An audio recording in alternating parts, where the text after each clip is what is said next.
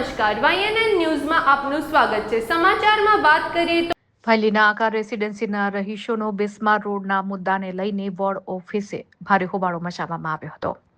વડોદરાના ભાયલી વિસ્તારમાં આવેલી આકાર રેસિડેન્સીના 150થી વધુ રહીશોએ રોડની ગંભીર સમસ્યા અંગે વોર્ડ નંબર 10ની કચેરી ખાતે ઉગ્ર વિરોધ પ્રદર્શન કર્યું હતું। રહીશોના આક્ષેપ મુજબ તેઓ છેલ્લા 7 વર્ષથી પાકા રોડની સુવિધાથી વંચિત છે।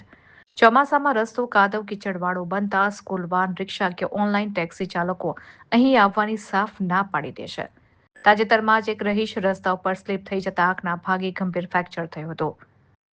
બિલ્ડરે નકશામાં રોડ બતાવ્યો હોવા છતાં તંત્ર દ્વારા હજી સુધી કોઈ કામગીરી ન કરાતા રહીશોએ તાકીદે પાકો રોડ બનાવી આપવાની ઉગ્ર માંગ કરી છે। રિપોર્ટર રાહુલ રાજપૂત।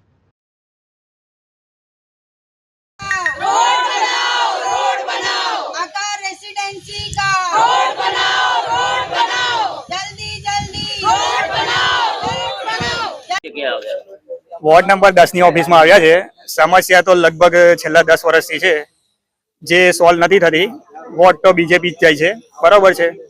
બીજેપી સિવાય કોઈને વોટ આજ સુધી આપ્યો બી નથી અને આપીએ બી નહીં, પણ કામ થતું નથી તો વોટ આપવાનો શું મતલબ? પહેલો તો સવાલ એ જ આવશે, બરોબર છે। અધિકારીને બોલાઈએ તો કે છે કે આવીશું, કરીશું, કરતું કોઈ છે નહીં। સ્થાનિક કોર્પોરેટર જે હાલના ચૂંટાઈને આવ્યા છે એ લોકોને રજૂઆત કરી છે?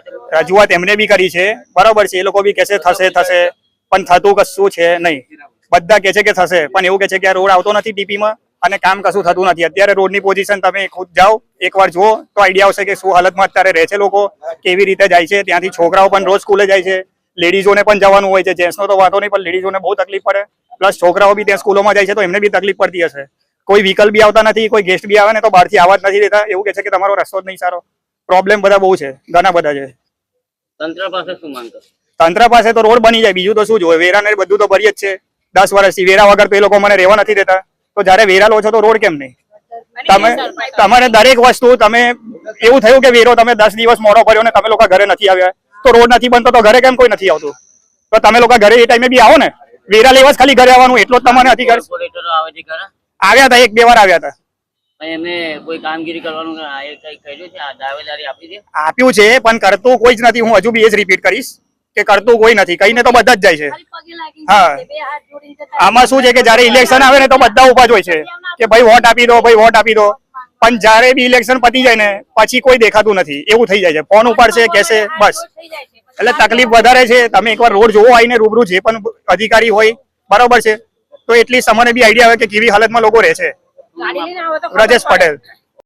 ये आकार रेसिडेंसी है जो भायली विस्तार में आता है। मैं 7 साल से वहाँ पे रह रही हूँ। अभी तक रोड के कोई ठिकाने नहीं है। हमको ऐसा नक्शे में बताया गया था कि यहाँ से रोड है, लेकिन वो कच्चा ही रोड है। बारिश में वो रोड इतना खराब हो जाता है कि आने जाने की भी बहुत तकलीफ होती है। और उबर वाले भी उबर कैंसिल कर देते हैं, ना रिक्शा वाले आते हैं, स्कूल वैन वाले भी मना कर देते हैं। मेरे हस्बैंड का अभी 8 दिन पहले ही वहाँ पे एक्सीडेंट हो गया। वो एक्टिवा से गिर गए थे और उनकी आंख में भी फ्रैक्चर हो गया था। तो मेरी सरकार से यही विनती है कि हमारा जो आकार रेसिडेंसी का रोड है वो पक्का रोड बना दीजिए।